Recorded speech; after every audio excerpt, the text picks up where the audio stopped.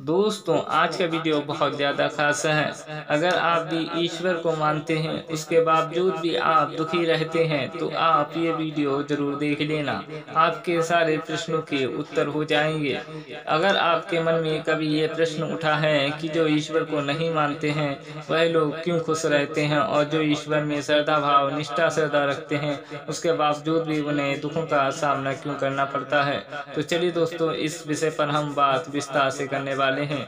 तो चलिए शुरू करते हैं। एक बार की बात है दोस्तों, एक बार की बात है, एक ऋषि के दो शिष्य थे।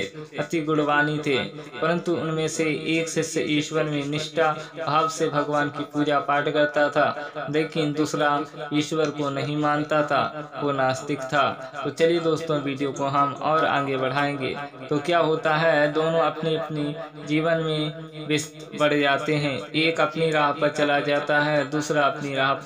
एक मांस में था भोग विलास में लीन होकर और ईश्वर को नहीं मानता है, और नास्तिक अपने जीवन में बहुत सारी चीजों को प्राप्त भी कर लेता है और सुख शांति से जीवन व्यतीत करता है। किंतु दूसरा ईश्वर को मानने के बाद हर धर्म कर्म का पालन भी करता है, किंतु वो फिर भी दुखी रहता है। फिर क्या होता है दोस्तों, एक समय की बात है कि वह नास्तिक एक जंगल से गुजर रहा था।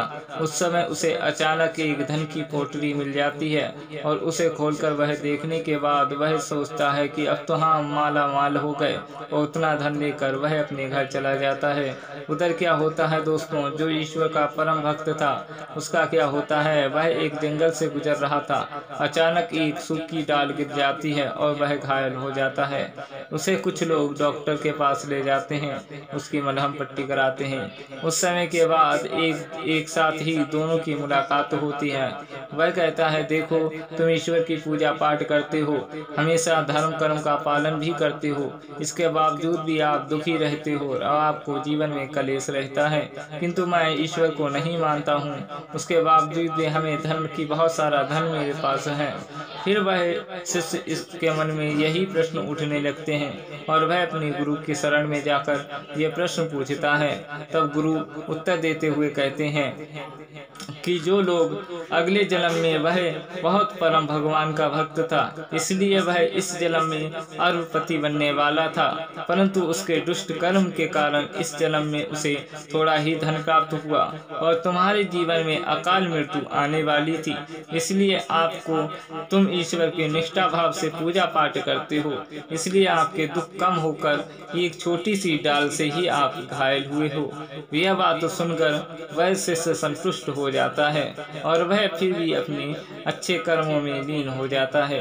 तो दोस्तों, हमारे जो पिछले कर्म होते हैं, ईश्वर हमें इसी जन्म में भोगवा देते हैं, और फिर हमें परम गति प्राप्त होती है।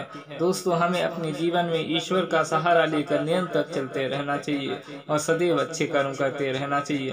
दोस्तों, एक बात याद रखना, परीक्षा उन्हीं की होती है जो काबिल होते हैं। परीक्षा उन्हीं की होती है जो काबिल होते हैं, अनकाबिलों को परीक्षा में शामिल नहीं किया जाता है।